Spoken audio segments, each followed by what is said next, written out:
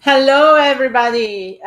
So this week we are going to talk about how to capitalize on shifting markets, especially now as a lot of you are seeing that we're transitioning from a seller's market to a buyer's market. Okay, so first of all, let me frame why I think I can talk about this topic pretty comfortably. I've been navigating the highs and lows of the real estate market for a long time, for 4 decades to be exact. I started back in the 80s. So I was here when the Gulf War happened in 91, when 9/11 happened in 2001, when the housing crisis 2007, COVID 2020, right? So I've been through the ups and downs. So I've seen what the the environment, the society, the economy does to the real estate market, the social condition, the dynamics of it all. So that's the first thing. Today we're going to talk about the different strategies and how to transition, because as a real estate investor, you have to keep in mind one important thing. Being a real estate investor is different than being a real estate agent. Okay, I think a lot of times investors or people in the industry confuse the two. Real estate agents are more tied to how the expectations of what the economy and the markets are doing. As an investor, you're looking more for opportunities within the market. You're looking for those wrinkles that happen so you can take advantage, quote unquote, in a good way, of what is happening and leverage that for really creating investments. Opportunity arise when there are changes in the market, not when everybody's buying and everything is high or everything is depressed, right? That arise in the middle. So this is why I think right now, in the history, this is the time to really jump in. Like what 2020 happened, right, with COVID. I remember saying, hey, this is time to buy, guys. Interest rates, you're never going to see them as low in your lifetime. They were 2.5%, right? So go buy. And then 21, 22, we saw the prices skyrocket and interest rate went up, right? So that's when there are these shifts and something happens in the world, there is like this huge reset button that you need to push to understand that. So let's talk about what is a seller's market. A seller's market is where the demand exceeds the supply, right? So we saw that in the last few years, there were some properties in the market, but everybody was overbidding. On a buyer's market, there is more supply than demand. So, that's when you see the listing times days on the market being longer. That's when you see price adjustments and drops. So, that's what is the shift here. How do you know when it's shifting from a seller's market to a buyer's market? First of all, days on the market. It takes longer to sell a property. Price adjustments. People not overbidding on the properties like we saw the last few years, right? So you start seeing that things tend to be a little more steady and adjusting. Now, one of the things I want to say here is I don't foresee, unless something else happened that we haven't seen yet, I don't foresee being a housing bubble bursting like what happened in 2007, 2008. We're not going to reach those levels. I think the financial market learned a lot from the big snafu that happened on the secondary market back then. So, we're much more financed, even with inflation and everything else going on in the world. We are in a much better position than we were in 2007. So I don't see that being a huge issue with the bottom falling out. Okay. But yes, there are adjustments. So you as an investors need to position yourself and take care of these adjustments. So we actually share the PDF with you at the beginning of the week. So if you don't have that, look back in the group or comment in the chat, PDF. Okay. And I'll make sure one of the ladies in my team will get back to you and get you the PDF. So these are key strategies that I want to consider with you today. So number one is going to be the fact that we are going to have increased inventory, right? So there is more increased inventory. Now, the thing is that you have now the sellers. So this has been going on now for about 6 months to a year where things started to kind of shifting, It's like when things like this happen, it's like Titanic, right? It shifts slowly. It's not like, it goes like that. So it's been going on for a while. So a lot of the sellers are coming to the realization that it's not 2022 anymore. Okay, they're not going to get those prices. So the thing is, there are more properties available. The sellers are really coming down to a better, understanding that they're not going to get 2022 values if they want to move a property. Now, then again, it goes back into, do they want to sell? Do they need to sell? The whole mentality behind it. But, in a majority of cases, the sellers are really coming to the realization of that. So there is increased inventory that can actually be sold, not increased inventory of property that cannot be sold because the prices are too high. Okay, so that's a big, huge difference. Second of all, you need to explore creative financing. Again, the seller, if they want to sell, they need to sell. Huge distinction there. But at the end of it is that creative financing options, giving people, working with the sellers to do that is huge. Now, for example, sellers that bought properties when the interest rates are much lower are a really great candidate to subject to. They can leverage their property, make more money in the long run if you can position subject to in a way that makes sense for them. Doing arbitrage, which is basically creating like lease options. And you can do midterm and short-term rentals with that as well. So exploring creative financing options, this is where it's at right now. Okay, so this is real. You can build an empire, by the way, without using bank financing.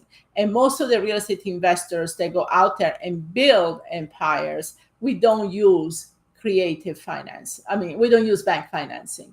We think outside the box. We do create money partnerships, JVs. We work with the owners. We do all the stuff. Bank financing is not where it's at. And this is where you want to start thinking as a investor, right? And one of those investors that are at the top of their game. If you think about it, investors that are tycoon in real estate, they don't go out there and get bank financing like anybody else. Go to the bank, apply for a loan, pull their credit. No, they're very good at forming these alliances as partnership, as selling an idea on a project, okay? And getting these money partnerships together.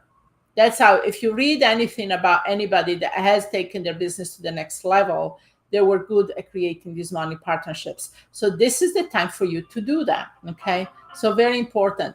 Now, technology, AI, everything else is really becoming leaps and bounds over the last few years. So leverage that. This is something you can use today that I couldn't use 20, 30 years, 40 years ago, okay? It wasn't there. We were, oh my gosh, we thought the holy grail was when we got the fax machine, okay? So, the thing is, leverage technology. There is so much out there. There is AI, there is tech tools and different things that can really help you to build a business, cutting down on, quote unquote, the manpower that can get so expensive and cut into your profits. And this is just going to get better. This is here to stay, like computers. But I remember back in the 80s thinking, oh, what is this computer? Well, gadget, right? I mean, obviously, everybody has a computer now. Our phones are computers, right? So they're here to stay. Then also target undervalued markets. One of the research that we share with is how to find the best markets to invest in real estate. So there is a fine line there. You want to look at the national average, what is doing at this moment. And then you want to see, okay, markets that are around the national average or a little below, but not where too far below. Okay, so there is a fine line there. So the national average right now, appreciation for the quarter is a little over 5%, which is actually pretty good, right? But inflation is a little high, so it kind of washes out, but it's still pretty good. So the thing is, you want to target markets that maybe are a couple percent below the national average. So the national average is around 5%, maybe target market at around 3 to 4%. And you can, by the way, you can get all this information on the International Association of Realtor website. Go into research and statistics, and they will show you what the national average is and what the average is in your state, in your city, and so forth. So all this research is in there. But the thing is, you want to go for undervalued market. You don't want to go for markets that are more than the national average, because that shows that there's still a lot of competition. That shows that the sellers are still getting top prices for their properties. You want to go that. But then at the same token, don't go to areas where they're way below. There are some areas, somebody was bringing it to my attention the other day, that are even below zero appreciation. Well, be careful with those, okay? I mean, if the market is a little over 5% nationwide and you go for something that's below zero, I would stay away from that. but something that's below the 5% national average, 3-4%, that is a good market. Okay, and you want to adapt to the market conditions. So for example, what is your area about? Okay, so some areas are very good for short-term rentals, Airbnb. Some areas, because there is a lot of nurses or hospitals or colleges, are more for midterm rentals. Some areas are better for long-term rentals. Some are Section 8 rentals. So some are, so you really want to create your rental portfolio and anything, devise your strategy as far as to rent real estate based on the market of your market that you're investing to. Some areas are great for doing rentals for long term, some great for short term. Some areas, because there is older homes and scarcity of inventory, maybe you can do fix and flips. Some areas, and as a wholesaler, you're providing inventory for who is your end buyer, right? They're going to be rehabbers or landlords. That's what you're providing inventory for.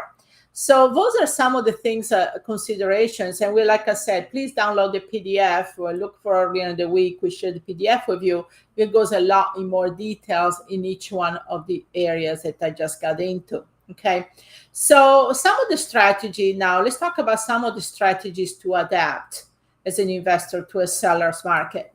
So first of all, you want to, like I said, educate the seller. Now, the sellers I see, they're coming more to the realization that it's not 2022. So, but the thing is, you want to talk to, sellers and kind of get them to understand what is going on.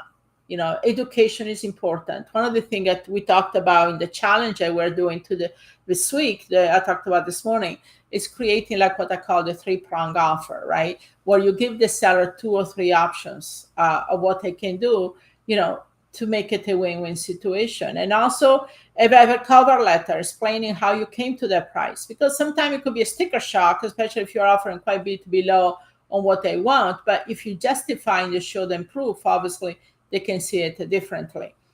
So then the thing is, it's like, start thinking outside the box when it comes to financing, right? So when you talk with a seller, just have the seller come on board. Maybe temporarily you can do owner financing or subject to or whatever, and you can cash them out in 6 months, a year. When you have added value to the property, you really have the property. So for example, let's say the seller wants a certain price, but the property needs work. Go ahead and say, okay, why don't you owner finance it for 6 months, a year? Let me get the work done, then I can cash you out, no problem. Right? You can refinance, you can sell it, whatever the case might be. So start thinking in terms like that, right? Especially with the sellers that, they really want the top of the market on their property, but maybe you can kind of leverage that. The other thing is, like I said, there is a lot of money out there. So you have to think abundantly that there is money out there in the market for you. So there is no scarcity there. Start thinking aside. The banks are not the only place to get the money. Okay, especially as an investor, you're not going to grow to a certain level of investing if you just use bank financing. I can tell you that right now. Okay, so start thinking outside the box. Now, when you are trying to sell properties in a shifting market, now you are the seller, not necessarily the buyer working with sellers. You want to, how you're going to make your property stand out from other properties. Okay, so offering options, offering people, maybe if you can live for now with a lease options or subject to, or you can offer terms, so you can help pay for commissions on the buyer's agents, or you can offer incentives for the buyers to buy the property, maybe pay for closing costs, offer added bonuses, to entice the sale. Okay. So the thing is, the more you're willing to do that as a seller, the more you're going to get people on board that will want to buy. And it can be short term, 6 months, a year, until things adjust. I think next year, 2024, we're definitely 25. We're going to definitely see some big shifts in the market in the positive way.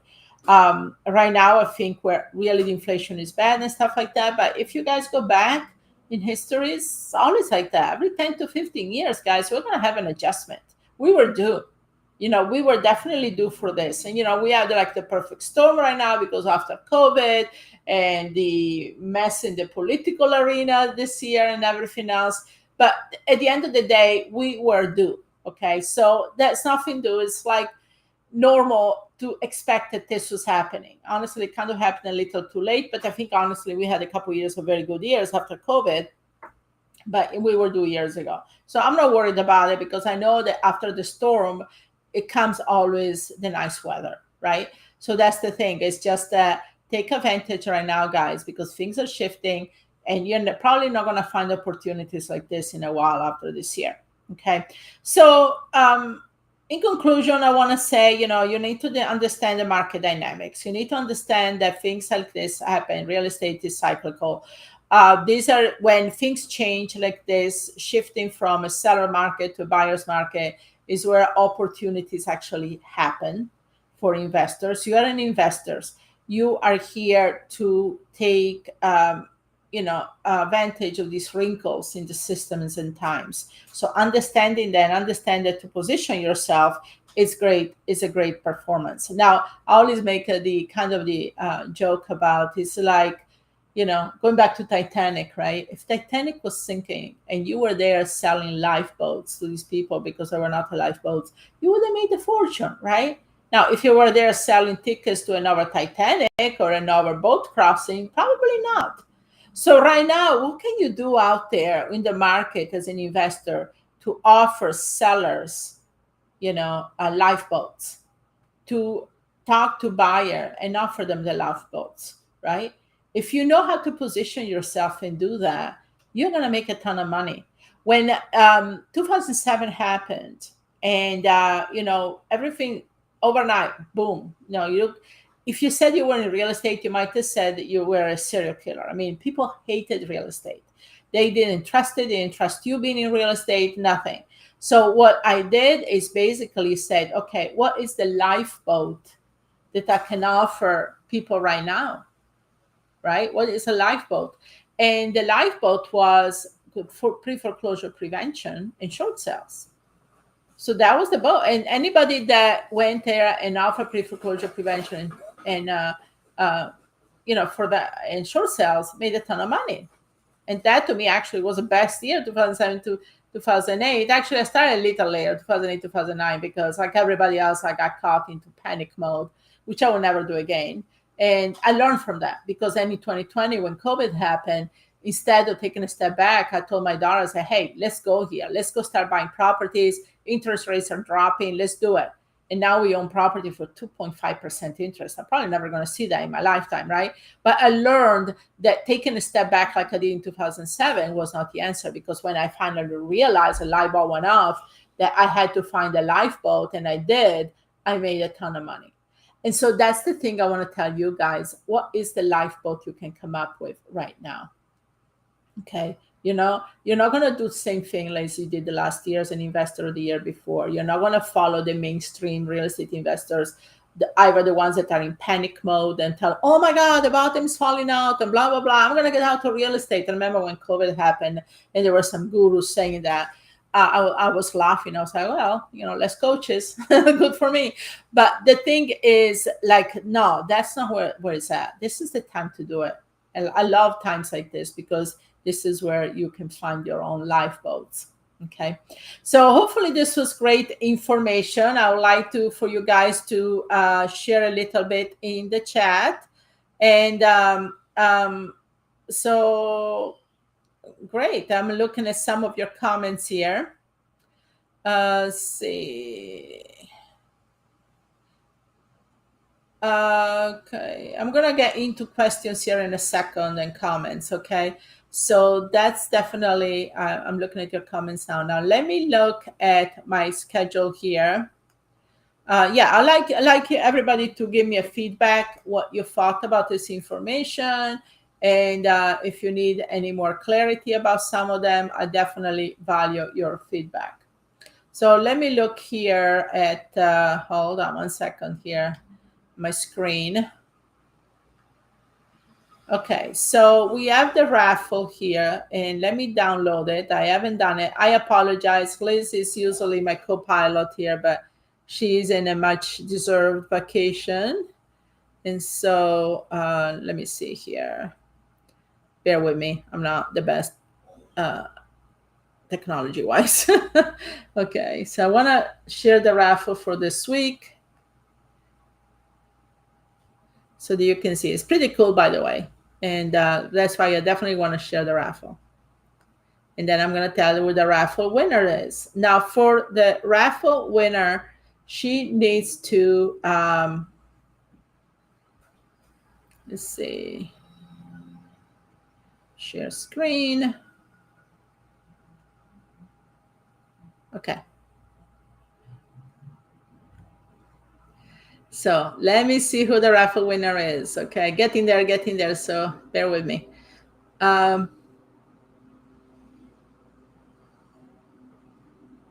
It's going to be, okay, somebody needs to give me the raffle winner's name. It's not in my PDF that I have, but in the meantime, I'm going to share the prize here. So if one of the assistants, Chloe, can you give me the raffle winner's name, please? If you can post it through our chat, I would appreciate it. Okay, and I'm going to share the image. So, okay, great. So it is a really cool bucket with a lot of tools and things like that. So that's pretty cool. I love the bucket. And then we are going to give a, let me see here, a handy woman gift basket. Okay, so that's really cool. Like I said, it's a bucket full of different things. And the winner is Jeannie Glass. So Jeannie Glass, you need to email at questions at realestateinvestingwomen.com. If Chloe, you can post the email that people can contact you, that will be great. But it will be questions at realestateinvestingwomen.com to claim your prize. And you have 1 week to claim your prize. So Jeannie Glass, congratulations on that. Okay. Great. So now let's open up for some questions here. And in the meantime, we have the challenge going on this week. And I know a lot of you are from the challenge. So like I said, and I'm going to extend this, we have actually a great opportunity for a lot of you that want to know how to be part of the community and help you how to find out what the lifeboats are right now. I'm actually having a luncheon with the students today. I'm going to head out here in about 5 minutes. So I'm excited to see some of you in person. But the thing is, well, let's discuss the lifeboats today at the lunch, okay, for the students. For anybody else, if you want to understand what the lifeboats are, if you want to understand how to be part of a supportive community and make this a great year and create win-win situations, please book a call. If you book a call, I did extend on the challenge, and I have only 1 spot left because as I will not do it after today, that if you book a call after during this live, I'm actually giving 3 lifelines to anybody that joins our community. 3 lifelines is basically one-on-one coaching with me personally to get your business off the ground, but also to help you as you start doing the business. And we can try to, and we will discuss how to create your own lifeboat, and what it is. Like when I said in 2008, I realized that the lifeboat was for pre-foreclosure prevention and short sales. And when I realized there was a lifeboat, I went gung-ho into it. And within 6 weeks, I had over 30 short sales under contract.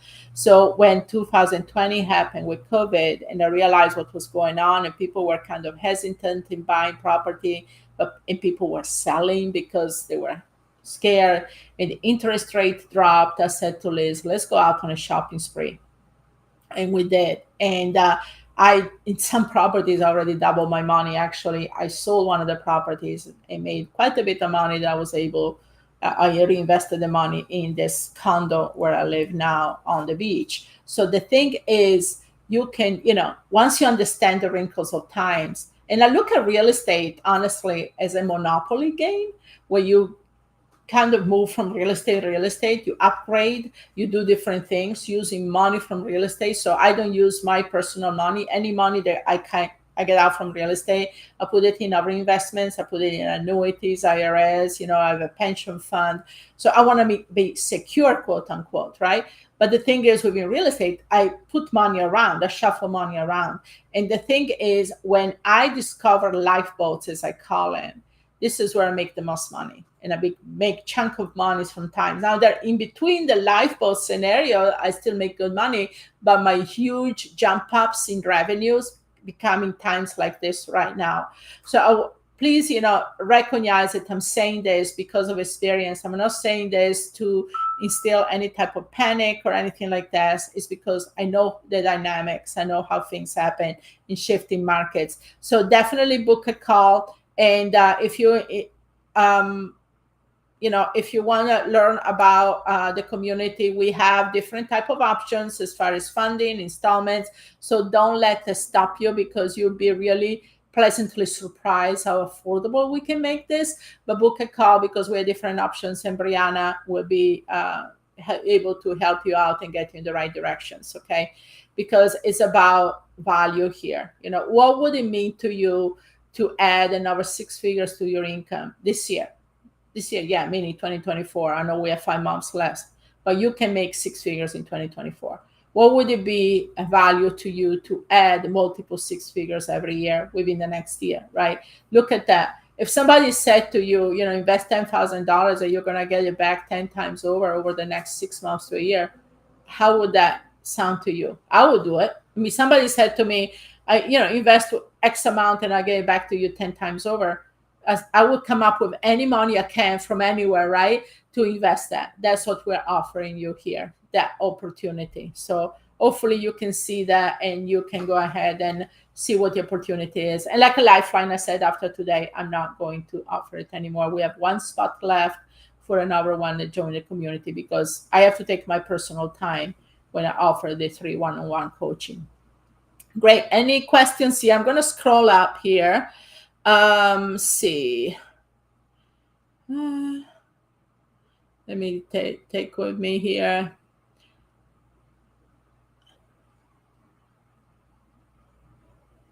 Put the question at the bottom. I'm trying to scroll up, and I want to make sure I don't miss anybody here. See. Nancy's asking, would you consider doing a focus class on buying from different types of auctions? Actually, I have that in the training for the students, how to leverage real estate auctions in different type of auctions to buy properties and also to find investors. So it is in the training for the students. So I don't know, maybe we can do a class. I will talk to my team and see what's on schedule. But yeah, good idea. Thanks, Nancy. See. Let's see if we have any comments. Okay, let me scroll to the bottom. If you have any questions or comments, please put them in the chat. If not, I know several of you on the challenge. I'll see you tomorrow. For anybody else, hopefully this was good information. Don't forget to download the PDF that we share with you at the beginning of the week. And like I said, book the call. I would love to see how you can be part of the community. We have a lot of fun things planned here. In really coming up with ideas and getting together. Like I said, I'm going to head out here now and meet some of you in person in the next 30 minutes. And yeah, I love to be out there in the community and help other women change their lives. So great. Nice seeing you, and I will see you soon. Bye.